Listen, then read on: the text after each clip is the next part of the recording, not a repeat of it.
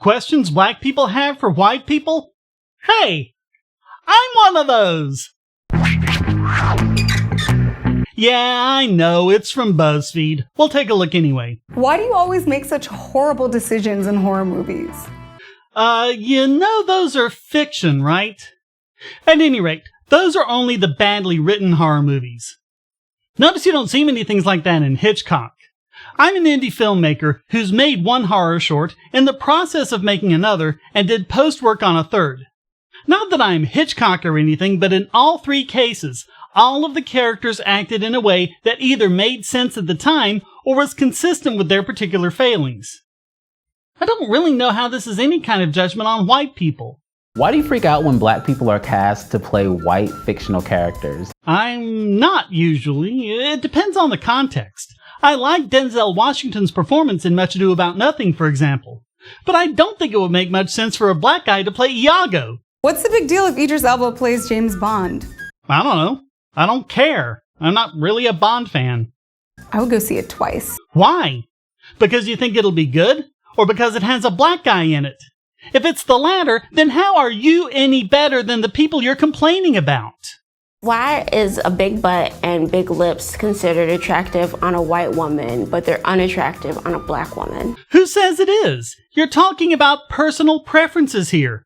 It sounds to me like you're saying that all white people have the same opinion on things. That sounds kind of racist to me. Do y'all really think Miley is the one who created twerking?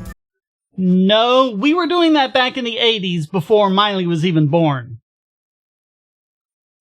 Why am I supposed to teach you how to twerk? I don't know how to twerk. What does twerking have to do with anything anyway? You wasted a whole question on that?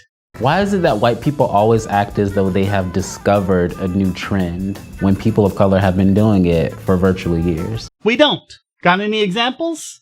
Why is it when a black woman Guess not. wears her hair natural, it's seen as inappropriate? Who says that? But when a white woman does, it's praised. Again, you're talking about personal preferences here. I don't really see anything like that. But I did see the time that a 12-year-old white girl got slammed by a hate mob online because she braided her hair, even though it didn't really look any different from Bo Derek in the movie 10. This is the hair that I was born with, so you wearing it as a trend is not cute. Okay, first of all, that isn't a question. Second, who are you to tell other people what they can and cannot do with their own hair? Goes back to that 12-year-old again. You don't want people telling you how to do your hair, so don't tell anyone else how to do theirs. Like, can you appropriate my student loans? Can you take that off my hands? Why should I? I paid my student loans off. Took me 20 years. So why should I have to pay yours that you voluntarily agreed to? Take some responsibility. Why is it that white crime is seen as an isolated incident, but black crime is a representation of my entire community? No one does that. When we see a story on TV about a white serial killer, I don't automatically assume that all white people must be serial killers too. And people don't make that assumption about black serial killers either. Plus, that wasn't a question. Why does talking about race make you feel so uncomfortable? It doesn't. Do I look uncomfortable to you? Is it because you think that you'll be perceived as racist if you talk about race? In all honesty, I don't care what people think. I stand up for the truth. And again, I'm not the one painting everyone of a particular skin tone with the same brush as you people are. You don't really believe that racism is over because we have a black president, do you? No, of course not. In fact, I have a video on the sources of racism in this country.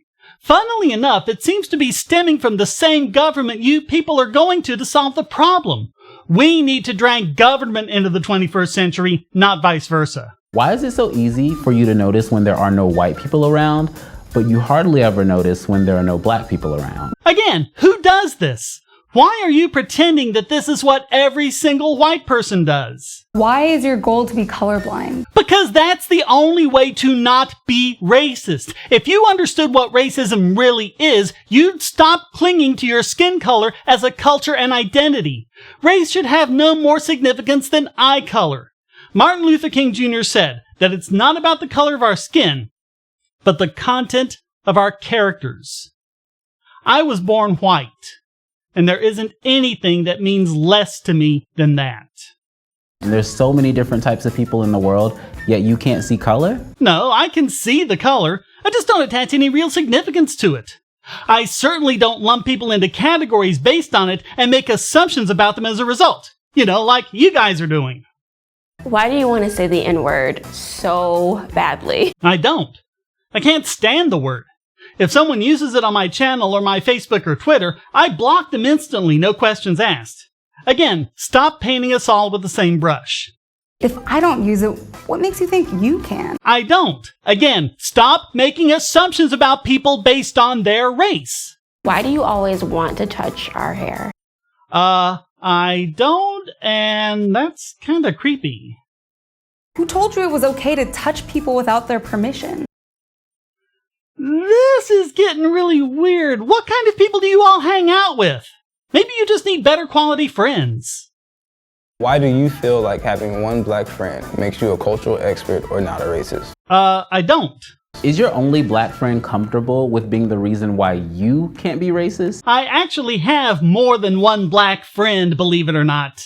Then I'm not racist. I have a ton of white friends. Bully for you. Why do you feel comfortable cursing at your parents? Because I'm an enlightened 21st century rationalist who actually realizes that there is no such thing as a curse and collections of phonemes have no magic powers? Maybe? Why do you kiss your dogs on the mouth?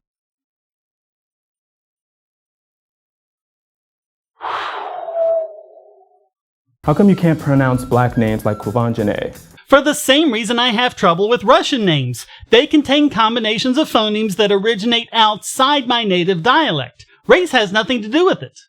But can say names like Schwarzenegger, Galifianakis, and LaBeouf just fine. The only one of those I can say is Schwarzenegger, and that's only because he's a celebrity I'm familiar with. Don't ask me to try to pronounce the other two.